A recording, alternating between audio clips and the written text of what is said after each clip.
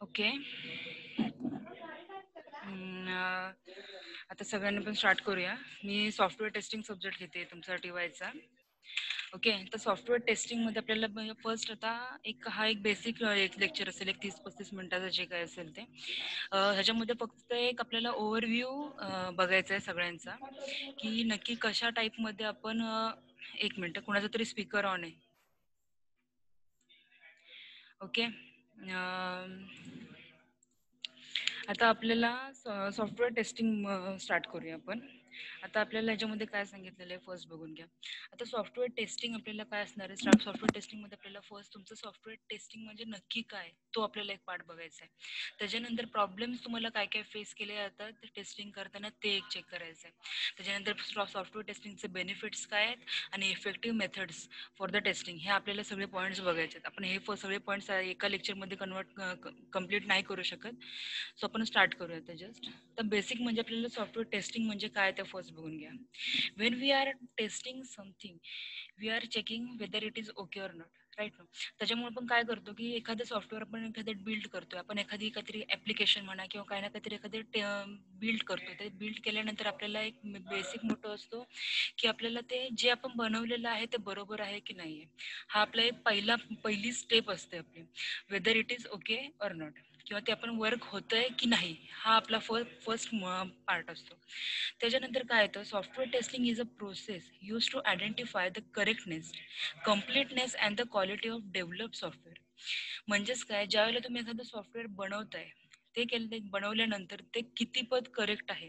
त्याच्यानंतर त्याच्यामध्ये त्याच्या कम्प्लीटनेस म्हणजे काय असणार आहे की तुम्ही त्याच्यामध्ये जो काही पार्ट तुम्हाला डिझाईन करायचा होता तो पूर्णपणे कम्प्लीट झालेला आहे की झालेला नाही, हा पार्ट त्याच्यामध्ये आपल्याला चेक करावा लागतो. आणि quality of the developed software म्हणजे तुम्ही एखादं टास्क कंप्लीट केलेलं आहे पण त्याला क्वालिटी आहे की नाही, ह्या सर्व आपल्याला टर्म्स आपल्याला सॉफ्टवेअर टेस्टिंगमध्ये आपल्याला एक्झिक्यूट करायचे असतात. ओके. त्याच्यानंतर काय सांगितलेलं आहे, okay admit, in a simple word, software testing is an activity to check that the software system is defect free. आपल्याला काय करावं होतं, तो जी संपूर्ण सिस्टीम आपण डिझाईन करतोय किंवा सिस्टीम आपण जी डेव्हलप केलेली आहे ती सिस्टीम ही डिफेक्ट फ्री आहे की नाही. कारण की ज्या वेळेला ती आपली वस्तू किंवा जी आपल्यावर टेस्टिंग केलेलं सॉफ्टवेअर आहे ते जेव्हा मार्केटमध्ये येईल, की त्यावेळेला ते मार्केटमध्ये आल्यानंतर त्याला कोणताही डिफेक्ट असता कामा नये.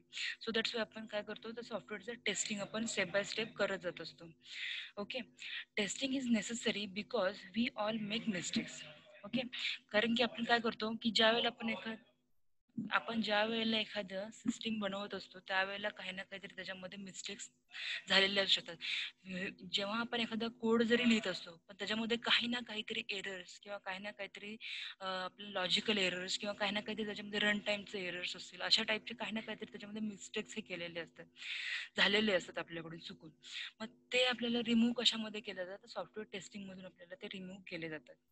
सम of those mistakes are unimportant but some of them are expensive and dangerous. कारण की काही जे आपल्याला एरर्स असतील किंवा काही जे आपल्याला काही चुका झालेल्या असतील, जेव्हा तुम्ही एखादं प्रोग्रामिंग बनवताय किंवा एखादं सॉफ्टवेअर बनवताय, तर त्यावेळेला जे सॉफ्टवेअर बनवलेलं आहे त्याच्यामध्ये काही ना काहीतरी एरर्स आलेले असतात किंवा काही ना काहीतरी प्रॉब्लेम्स आलेले असतात, की ते प्रॉब्लेम्स आपल्याला काही इम्पॉर्टंट नसतात, की त्याच्यामध्ये काही मिस्टेक्स असतील, स्पेलिंग मिस्टेक असेल किंवा काय असेल, त्याच्यामध्ये आपल्याला काही फरक पडत नाही.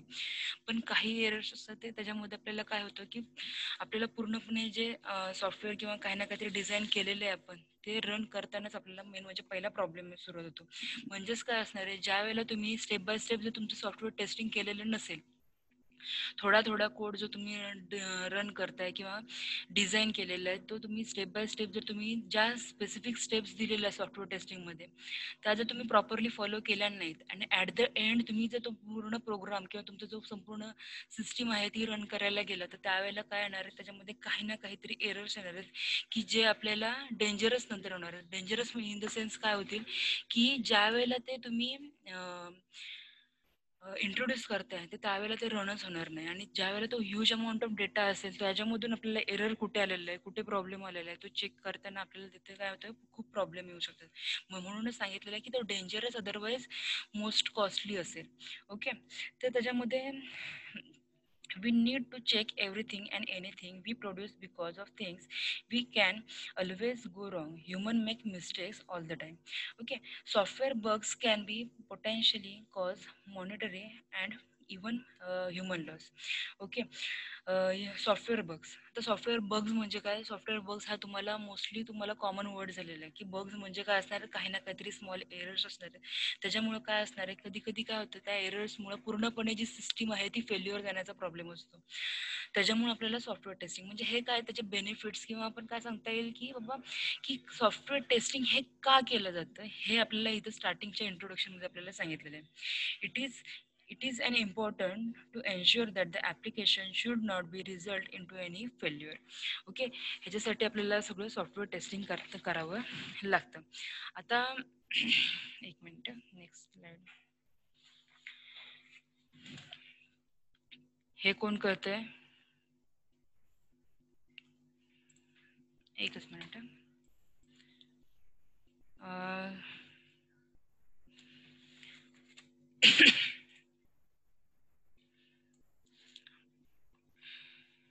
आता नेक्स्ट पार्ट आहे आपला नेचर ऑफ एरर्स.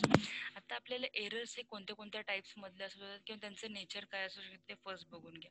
3 टाईप्सचे एरर्स असतात. फर्स्ट असतो जो syntax error, second one is logical, sorry इथं स्पेलिंग मिस्टेक झालेली आहे, logical or semantic error. Okay, and third one is run time error. Second वनचं जरा स्पेलिंग मिस्टेक झाली, लॉजिकल आहे. ओके, वाटतो. तर फर्स्ट वन इज काय? Syntax error. सिंटॅक्स एररमध्ये आपल्याला जसं वर्डमध्ये सांगितलेलं आहे, की आपले जे एरर्स येतात किंवा आपल्याला जो काय प्रॉब्लेम येतो त्याच्यामध्ये आपल्याला काय असतो, की तिथं त्यांचा एखादा सिंटॅक्स राहिलेला असू शकतो. आता तुम्ही आतापर्यंत बरेचसे कोड केलेले आहेत, त्याच्यामध्ये तुम्ही मोस्ट ऑफ द टाइम बघितलेले आहेत, की कुठे ना कुठे सेमिकोलॉन किंवा कोणत्या ना कोणत्या तरी एखादं सिंटॅक्स राहिलेलं असेल, त्यावेळेला काय होतं, तिथं कंटिन्युअसली एरर दाखवतो. जोपर्यंत आपण तो इंट्रोड्यूस करत नाही, तर पुट ऑन करत नाही, तोपर्यंत आपल्याला काय होतं, तिथं कंटिन्युअसली तुमचा एरर हा येत राहतो. Okay, these are the errors related to the syntax of the code. For example, missing semicolon at the end of the statement in C programming language, त्यावेळेला काय असतो तिथे एक एरर येतो आपल्याला. Every statement in C language ends with the semicolon. A statement ending with the semicolon will lead to an error while running the program, and this type of error is known as a syntax error. Okay, syntax error can be identified at the time of compiling by the compiler. These errors are easy to find and correct as the compilers finds them. आता आपल्याला जो तुम्ही सीचे programs केलेले आहेत, सीचे प्रोग्राम्समध्ये त्यांनी काय सांगितलेलं आहे, की आपल्याला प्रत्येक तुमचा जो एखादा वर्ड आहे किंवा तुमचा जो पूर्ण सेंटेन्स आहे त्याचा एंडिंग आहे तो सेमिकोलॉनने होतो. जर तिथं एखादा सेमिकोलॉनच राहिलेला असेल तर त्यावेळेला काय होतं, ज्यावेळेला तुम्ही कंपायलरकडून तुम्ही कंपाईल करताय कोड, त्यावेळेला काय होतं, तुमच्या तिथं काही ना काहीतरी एरर्स दाखवले जातात. ज्या वेळेला ते तुम्ही तर सेमिकोलॉन इंट्रोड्यूस करता त्यावेळेला काय होतं, एरर निघून जातो, राईट ना. तर हेच जे एरर्स आहेत, जे सिंटॅक्स एरर्स आहेत, हे आपले इझिली बिल्ड होणारे एरर्स आहेत. ओके, नेक्स्ट काय आहे, logical or semantic error. Logical or semantic error मध्ये काय सांगितलेलं आहे, it is a mistake in the source code of the software that result in unexpected output which are different than the actual output expected. It is error that produce wrong output or may even leads the program to crash. For example, आता एखादं example येतं काय ह्यांनी सांगितलेलं logical एररमध्ये बघा. तर logic ज्या ठिकाणी लॉजिक आहे, ज्या ठिकाणी ग्रेटर दॅन, लेस दॅन, हे काय आहेत आपले लॉजिकल सिम्बॉल्स आहेत, राईट ना. सपोज आपल्याला एखादा कोड सांगितलेला असेल की 2 नंबर्स मधले ग्रेटर और लेसर नंबर ह्याच्यामध्ये जर आपल्याला कोड असेल, की बाबा तुमचा कोड तुम्हाला लिहायला सांगितलेला आहे, की whether which number is greater or which number or lesser, ह्या टाईपमध्ये एखाद्याचा सपोज कोड असेल आणि त्या ठिकाणी जर तुम्ही कोड लिहिताना जर लेस दॅनच्या ऐवजी जर ग्रेटर दॅन लिहिलं गेलं असेल, तर त्या ठिकाणी काय असतं, तुम्हाला तिथं कोणताही एरर हा आपल्याला दिसत नाही. पण त्या कंपायलरकडून ज्यावेळेला तुम्ही कंपाईल केल्यानंतर तिथे तुम्हाला एरर येणार नाही, कारण की हा लॉजिकल एरर आहे. त्याच्यामुळे काय होणार आहे, ज्यावेळेला तुम्ही तुमचं आउटपुट बघाल, 2 वर्ड्स नंबर दिलेले असतील 2 और 5, आणि 2 आणि 5 मध्ये जर आपल्याला ग्रेटर दॅन आणि लेसर नंबर आपल्याला जर फाइंड करून त्यांना द्यायचा असेल, त्यावेळेला काय होतं, की जे 2 हा ग्रेटर दाखवला जाऊ शकतो आणि 5 हा लेस दाखवला जाऊ शकतो. म्हणजेच काय होणार आहे, ज्यावेळेला तुम्ही तिथं सेमिकोलॉन, तुमचे जे सिंटॅक्स आहेत किंवा तुमचे जे लॉजिकल ऑपरेटर्स आहेत, ते लॉजिकल ऑपरेटर्स ज्या वेळेला तुम्ही प्रॉपरली तिथे तुम्ही इंट्रोड्यूस करता त्यावेळेला तिथं काय होतात, हे लॉजिकल एरर्स येतात. Okay, at the end of time किंवा ज्या वेळेला तुम्ही तुमचं आउटपुट बाहेर काढता किंवा आउटपुट तुम्ही तुमचं चेक करता त्यावेळेला तुमचं काय होतं, त्यावेळेला तिथं तुम्हाला प्रॉब्लेम दिसून येतो की नक्की कुठे कुठे प्रॉब्लेम होता किंवा नक्की काहीतरी आपल्याला कोडमध्ये काही ना काहीतरी आपल्याला रॉंग आहे. ओके, तर हे झालं लॉजिकल एरर्स बद्दल. नेक्स्ट एरर आहे ते आपल्याला रन टाइम एरर आहे. रन टाइम एरर मध्ये आपल्याला काय सांगितलेलं आहे फर्स्ट बघून घ्या.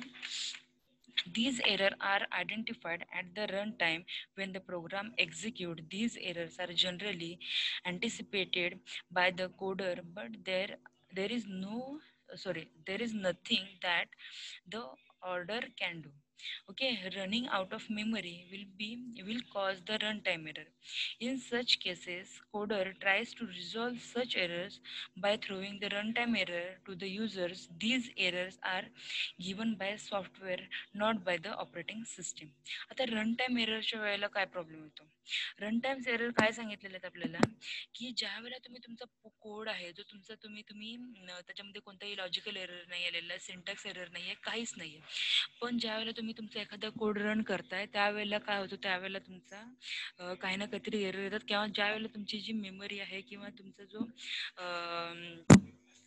जे तुमचं स्पेसिफिक आउटपुट हवंय ते आपल्याला प्रॉपरली तुम्हाला भेटत नाही, त्यावेळेला जे ते एरर्स येतात ते आपल्याला काय येतात, रन टाइम एरर्स येतात.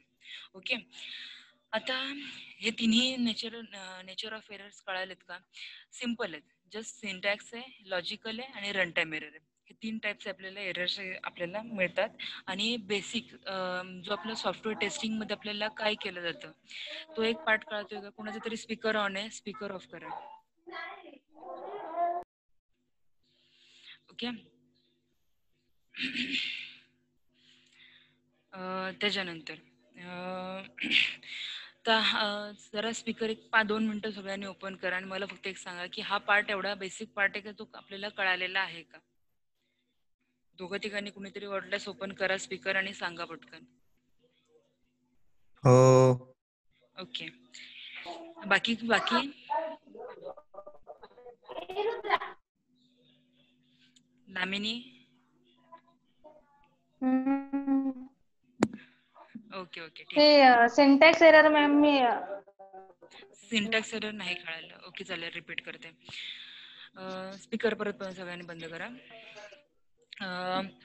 सिंटॅक्स एरर म्हणजे आपल्याला काय सांगितलेलं आहे की these are the errors related to syntax. Syntax म्हणजेच काय असणार आहे की ज्या वेळेला काही ना काहीतरी प्रोग्राम करताना तिथं काही ना काहीतरी स्पेलिंग तरी एखाद्या वेळेस राहिलेलं असेल, अदरवाईज तुमचा एखादा जे हे सेमिकोलन्स असतील, कॉमाज असतील किंवा काही तुमचे जे काही हे असतील की तुम्ही तिथे पुट ऑन केल्याशिवाय तुमचा तो कोडच रन होऊ शकत नाही, त्यावेळेला जे एरर्स येतात तुमच्या कोडमध्ये किंवा ज्या वेळेला तुम्ही सीचे प्रोग्राम बेसिक सी मध्ये आपण बघितलेलं असेल, तुम्ही सी तुम्हाला झालेली लँग्वेज, त्यावेळेला जेव्हा तुम्ही कोड लिहिताय तुम्ही तुमच्या पीसी वरती आणि ज्या वेळेला तुम्ही कंपाईल करण्यापेक्षा पण रन करायला जाल, त्यावेळेला रन केल्यानंतर काय होणार आहे की तिथे काय होणार आहे, तिथे एक रेड कलरची आपल्याला एखादी लाईन येते की बाबा एरर आहेत म्हणून, की कोणत्या कोणत्या लाईन वरती वगैरे.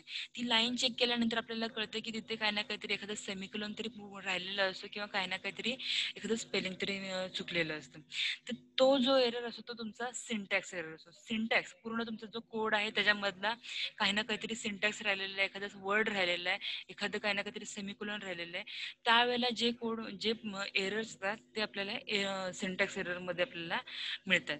ओके, कळालंय का? ओके, बाकी अजून कुणाला कोणता प्रॉब्लेम आहे? एक बेसिक तुम्हाला ओव्हरव्ह्यू कळाला असेल की आपल्याला सॉफ्टवेअर टेस्टिंग मध्ये करायचं आहे काय, राईट ना? काय सांगायचं आपल्याला, फक्त लक्षात घ्या एक बेसिक पार्ट आहे, पूर्ण सगळा सब्जेक्ट ह्या 1 ते 2 पॉईंट्स वरती रिव्हॉल्व होतो. पॉईंट काय आहे की आपल्याला एक सॉफ्टवेअर डिझाईन करायचंय, असं तुम्ही डिझाईन करून जा की तुम्ही एक सॉफ्टवेअर डिझाईन केलेलं आहे की ते सॉफ्टवेअर तुम्हाला बिल्ड करण्यापासून ते तुमच्या मार्केटमध्ये जो तुमचा बायर आहे त्याच्यापर्यंत मिळूसोपर्यंत तुम्हाला काय काय करावं लागणार आहे किंवा कसे कसे तुम्हाला सगळे प्रॉब्लेम्स येणार आहेत ते कसे तुम्ही रिझॉल्व्ह करायचे आणि ते रिझॉल्व्ह करून झाल्यानंतर तुमचं ते टेस्टिंग कसं करायचं हे आपल्याला ह्या टॉपिकमध्ये संपूर्णपणे लक्षात घ्यायचं आहे. ओके, हा आपला पूर्ण एक ओव्हरव्ह्यू असणार एक एक एक काळात जर गेल्यानंतर तुम्हाला संपूर्णपणे कळून जाईल. पण हे आपल्याला बेसिक आपल्याला सॉफ्टवेअर टेस्टिंगमध्ये आपल्याला हा एकच पार्ट करायचा आहे की आपल्याला एक फॉर एक्झाम्पल तुम्ही एखादा सेलर आहात किंवा तुम्ही एखादा कोडर आहात की त्यांनी कोडिंग केलेलं आहे किंवा तुमचं एक सॉफ्टवेअर पूर्णपणे बिल्ड केलेलं आहे. ते बिल्ड केल्यापासून तो ॲट द एंड तुमचा जो बायर आहे जो तुमच्याकडून विकत घेणार आहे त्याच्यापर्यंत मिळताना ते सॉफ्टवेअर कसं गेलं पाहिजे, राईट. त्याच्यानंतर ते एक्झाम्पल्स पुढचा पॉईंट आहे आपल्याला दिलेला examples of tester sorry factors का okay sorry step by step okay factors. आता आपल्याला फॅक्टर्समध्ये काय काय सांगितलेले आहेत बघा. फॅक्टर्समध्ये आपल्याला सांगितलेलं आहे फर्स्ट फंक्शनॅलिटी सांगितलेली आहे, सेकंड इज रिलायबिलिटी सांगितलेली आहे, third one is performance, fourth one is flexibility, usability and security. आता हे फॅक्टर्स आहेत आपल्याला क्वालिटीचे ते आपल्याला आता बेसिक आता पार्ट बघून घेऊया की what is mean by quality. आता क्वालिटी म्हणजे काय असणार आहे, जेव्हा तुम्ही तुमचं एखादं सॉफ्टवेअर डिझाईन केलेलं त्याने सॉफ्टवेअर डिझाईन केल्यानंतर तुम्ही तुमच्या ॲट द एंड युजरपर्यंत ज्या वेळेला तुम्ही तुमचं एखादं प्रोडक्ट तुम्ही पास ऑन करताय तर त्यावेळेला एंडिंगला ज्याला ते घ्यायचं आहे, सपोज मी एखादा बायर आहे आणि जर सपोज मला कॅल्क्युलेटर घ्यायचं आहे तर माझ्या बेसिक रिक्वायरमेंट्स काय आहेत की I want to perform the calculations. बाबा मला फक्त प्लस मायनस डिव्हिजन आणि मल्टिप्लिकेशन हे चारच ऑपरेशन्स करणारं मला कॅल्क्युलेटर हवं आहे की मी एखाद्या बायरकडून ते कॅल्क्युलेटर बाय करते. तर त्यावेळेला जर मला जो स्पेसिफिक रिक्वायर्ड प्रोडक्ट आहे तो मिळायला हवा आहे आणि जर तो प्रॉपरली मला जो रिक्वायर्ड आहे तो जर मला प्रोडक्ट मिळाला तर ती काय असणार आहे माझी ती क्वालिटी एक मेंटेन केलेली जाईल. कुणाची? ज्यांनी प्रोडक्ट डिझाईन केलेलं आहे त्याची. म्हणजेच काय सांगितलेलं आहे क्वालिटी म्हणजे फर्स्ट बघून घ्या.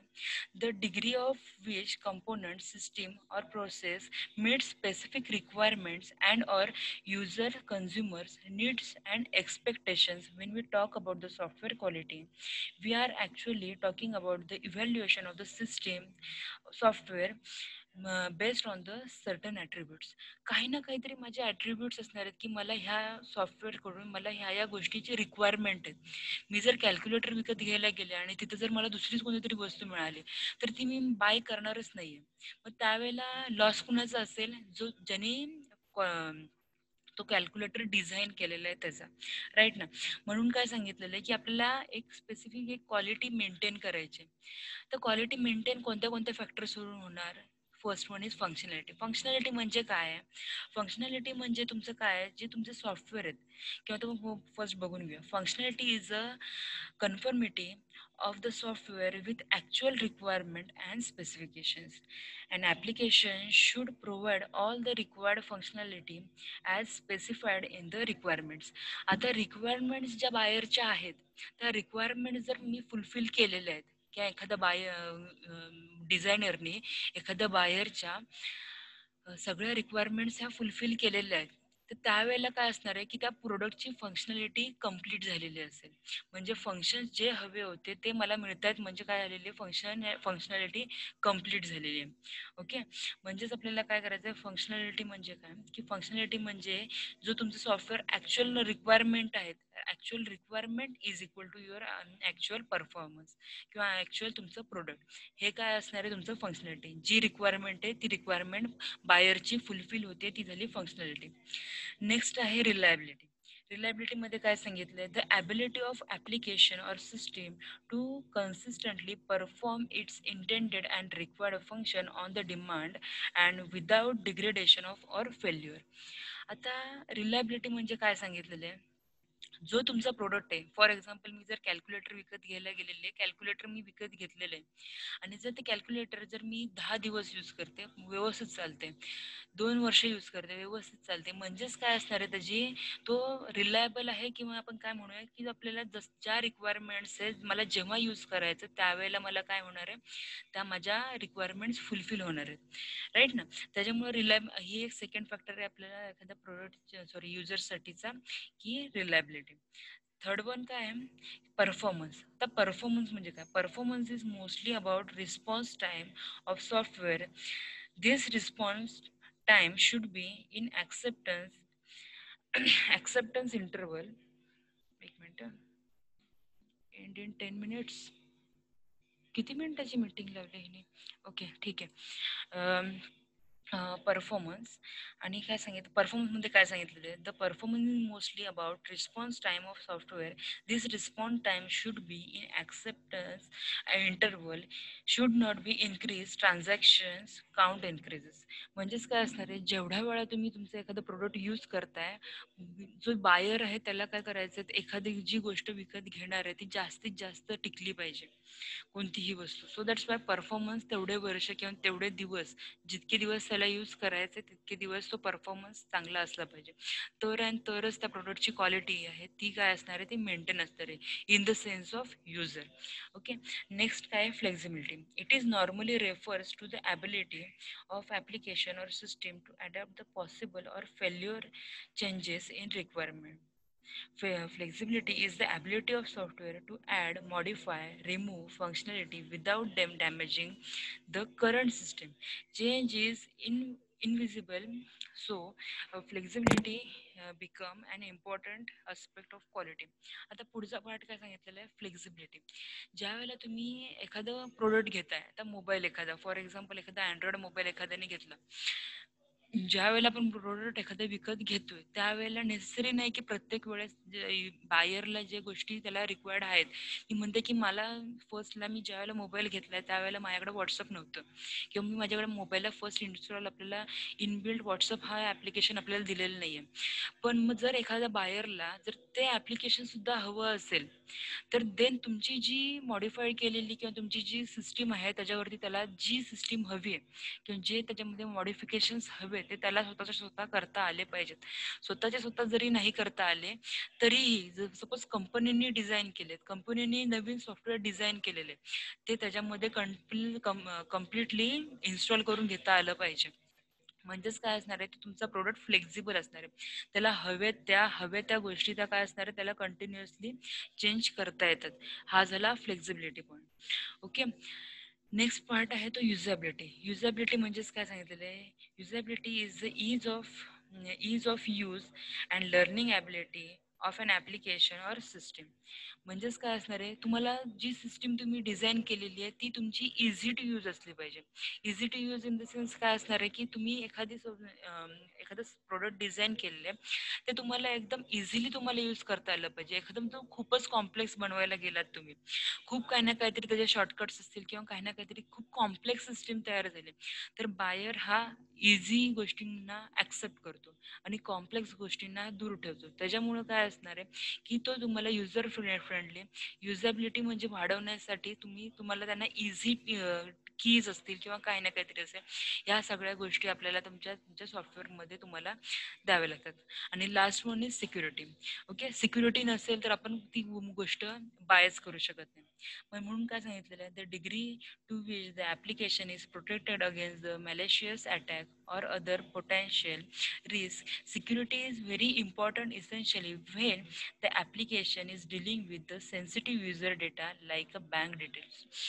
तुम्ही जर एखादं सॉफ्टवेअर डिझाईन केलं फॉर बँकसाठी, एखाद्या बँकसाठी जर तुम्ही एखादं त्यांचं काही त्यांचे हे असतील बाबा ट्रान्झॅक्शन्स असतील किंवा त्यांचा संपूर्ण डेटा मेंटेन ठेवण्यासाठी म्हणून जर तुम्ही एखादं सॉफ्टवेअर डिझाईन केलं आणि ते इझिली कुणालाही हॅक करता येत असेल किंवा मी म्हणते की इझिली कुणालाही ते ॲक्सेस करता येत असेल, तशी सिस्टीम बँक यूज करू शकते का? तर नाही, कारण की तिथं सिक्युरिटी मॅटर्स करते, राईट ना. लोकांच्या पर्सनल अकाउंट्समधले जे डेटा आहे तो प्रत्येकाला किंवा इझिली कुणालाही ॲक्सेस करता येऊ शकतो. सो दॅट्स वाय तुमच्या ज्या सिस्टीममध्ये तुम्हाला ती सिक्युरिटी जर एखाद्याला रिक्वायर असेल तर ती तिथं तुम्ही रिक्वायरमेंट ही त्यांना प्रोव्हाइड केली पाहिजे. ओके. तर हा सगळा झाला factors of quality for users. म्हणजेच काय असणार आहे, तुम्हाला एखादं डिझाईन केलेलं जे तुमचं सॉफ्टवेअर आहे ते ॲट द एंड बायरपर्यंत जाऊच तोपर्यंत तुम्हाला ह्या सगळ्या गोष्टींचा तुम्हाला तिथं विचार हा केलाच पाहिजे. ओके. तर हा जो पार्ट आहे एक क्वालिटीचा आणि एक सॉफ्टवेअर टेस्टिंगचा, हा एक पार्ट कळाला आहे का, की बाबा क्वालिटी कशी मेंटेन ठेवायची आणि क्वालिटी मेंटेन ठेवून झाल्यानंतर ती बायरपर्यंत कशी पोहोचवली गेली पाहिजे. हा एवढा पार्ट कळतोय का? कोणीतरी ऑन करा. हो. ओके. त्याच्यानंतर पुढचा पार्ट आहे क्वालिटी अश्युरन्स. तर अश्युरन्स मध्ये काय सांगितलेलं आहे बघा आपल्याला. ओके. 5 मिनिटं राहिलेले लेक्चरचे ना, एक इथं टाइम लिमिट संपत आलेलं आहे. मी पुढचा पॉईंट उद्याच्या लेक्चरला घेते. तर मला आतापर्यंत एक बोलायचं आहे की आता ॲक्च्युली मला ह्या लेक्चर्समधून एक काही ओव्हरव्ह्यू कळत नाही की नक्की तुमचं लेक्चरमध्ये लक्ष आहे की नाही आहे. पण मला तुम्हाला एक बेसिक पार्ट सांगायचा आहे की हा सब्जेक्ट जरी दिसायला इतकं की खूप ज्या वेळेला तुम्ही तुमचं एखादं लेक्चर तुम्ही अटेंड करताय, ते अटेंड केल्यानंतर कंपल्सरी तुम्ही तुमच्या लेक्चरच्या नोट्स ह्या तुमच्याकडे कंटिन्युअसली ठेवत जा. ओके. जर तुम्हाला अजूनही काय बुक्सच्या वगैरे झेरॉक्स किंवा तुमची PDF वगैरे हवी असेल, कुणीतरी एकाने येऊन किंवा माझ्याकडून जरी तुम्ही फोटोज घेतलेत तरी पण ते तुम्हाला बरं पडेल. आणि साईड बाय साईड स्टडी करत राहा, कारण की हा सब्जेक्ट दिसताना जेवढा सोपा दिसतो तेवढाच कन्फ्यूज करणार आहे. कारण की सर्व कन्फ्यूज, कारण की प्रत्येक गोष्टीमध्ये आता पुढे आता हे सगळा पार्ट इझी होता, एकदम सिम्पल पार्ट होता, त्याच्यामुळे एवढं काही त्याच्यामध्ये असं कॉम्प्लेक्स असं काहीच नव्हतं ह्याच्यामध्ये. पण ह्याच्या पुढचे जे पार्ट्स असतात, क्वालिटी अश्युरन्स आहे, क्वालिटी कंट्रोल आहे, सगळ्या गोष्टींमध्ये सर्व सर्व गोष्टी बऱ्यापैकी सेमच आहेत. पण त्याच्यामध्ये पॉइंट काय होतो की थोड्या थोड्या पार्ट्समध्ये काही ना काहीतरी डिफरन्स त्याच्यामध्ये ठेवलेलं आहे. त्याच्यामुळे मी त्यावेळेला कन्फ्युजन होऊन जाते की नक्की काय कसं करायचं किंवा काय. सो दॅट्स वाय आत्तापासूनच त्याच्या नोट्स कंपल्सरी तुम्ही त्या मेंटेन करा आणि at the end of week त्यावेळेला तुम्ही मला व्हॉट्सअपला ते ॲटलिस्ट सेंड तरी करत जा की बाबा लक्षात येईल की तुम्ही स्टडी करताय की नाही करत आहे. ओके. लास्टली आता तुम्हाला एक सांगते की तुम्ही प्रत्येकाने तुमच्या अटेंडन्स ह्या चॅट बॉक्समध्ये कंपल्सरी टाका, लगेच टाका.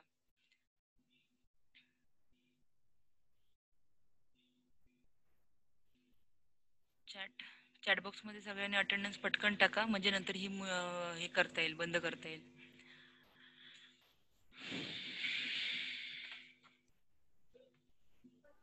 मॅम हा बोल. ओनली नेम टाकले चालेल ना? हो हो हो, चालेल चालेल. हम्म. ओके. सगळ्यांची झाली की मला फक्त सांगा की सगळ्यांनी अटेंडन्स टाकलेली आहे, म्हणजे मी नंतर मग बंद करेन.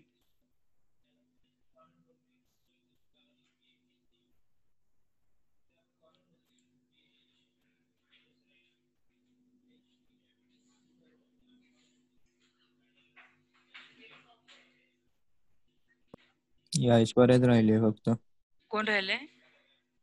ऐश्वर्या. ऐश्वर्याला सांगा पटकन टाकायला. ऐश्वर्या, अटेंडन्स मार्क कर.